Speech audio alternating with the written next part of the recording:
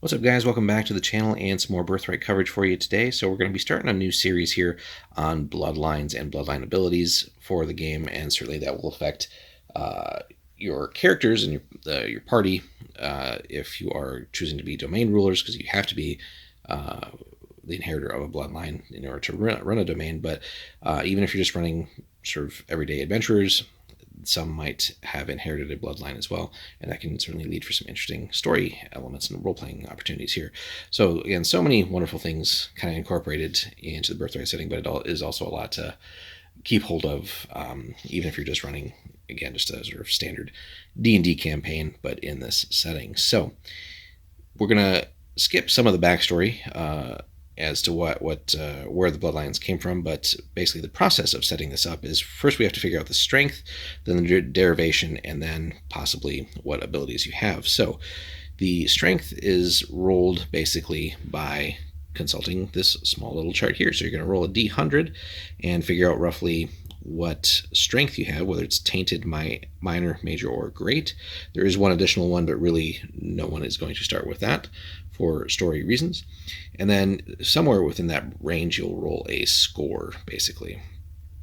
So, and again, the great ones here, I think they do have the numbers off a little bit on that, but because if you roll 8d8, right, that's not going to get you to a score of 96 to 100, so you might need to adjust some of the dice there. That being said, as we move on, tainted is basically, as you might guess, one of those minor bloodlines. You're not going to really have, as far as strength goes, you're not going to have much in the way of powers, though, and again, possibility of raising that, you're going to have to work to increase that strength through various actions, but again, not much in the way of powers or abilities. Minor, certainly a little bit stronger, very common there. You'll see a lot of the regions that we've covered in our series have access to that. Major and great really are the ones where it's sort of the major power players of the setting. You'll see, again, things like Avenil, Borrowing, regions of those domains, and some of the other ones out there have major and great bloodlines. So again, some of the major NPCs out there, and even some of the bad guys. But so having one of your characters start with that certainly would need to factor into the setup of the story and the campaign as to like how you've actually acquired such a strong bloodline. But again, there's many fun ways of doing that. And as we mentioned, there is one extra one called True Bloodlines, but really there's going to be just a few short people who have a true bloodline. So whether you're the Gorgon, basically the people that were at Deismar are the ones that would have true bloodline. So since the roles have died out, that has gone away, and then the Gorgon is the other example, really. So, but again, could potentially get to that or somehow come into having inherited something like that. But that's, again, a little bit more complicated than what we're just doing here as a quick high-level overview.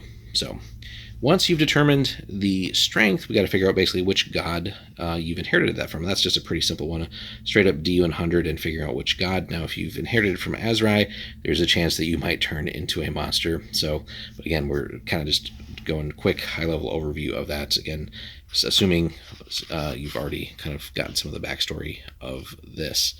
And then from there, we have to figure out what your actual blood abilities are.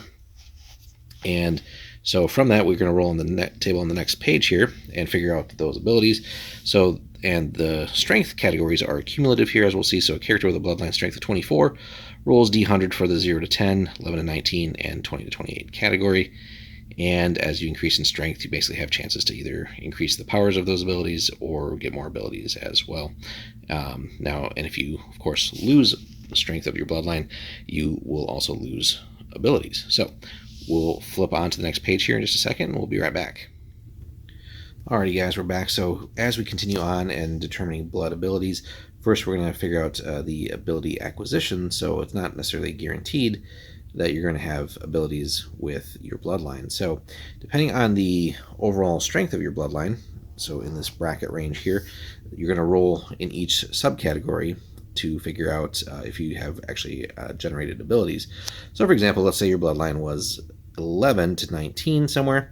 You're going to roll once in the 0 to 10 range and once in the 11 to 19 range, and each one's going to be a D100 roll. So if you roll 1 through 90, you won't gain anything, but if you rolled really well, you would have gained a minor ability.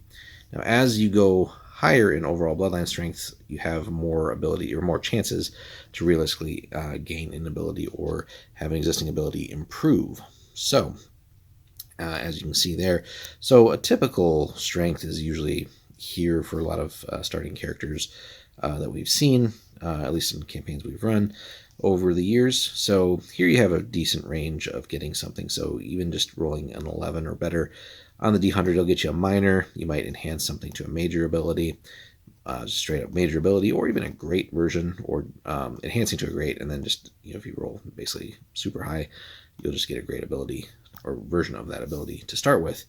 From there, then you'll roll the actual abilities. And basically, to summarize in brief, so if you happen to roll something that your character is not allowed to have because of, let's say, bloodline derivation, like that god doesn't allow for that power, then you just re-roll. Or if you roll something, let's say, where you roll it's like a great or major ability only, when you're only entitled to a minor one, again, you can re-roll essentially until you get what you're allowed to have. So there might be a little bit of re-rolling in that.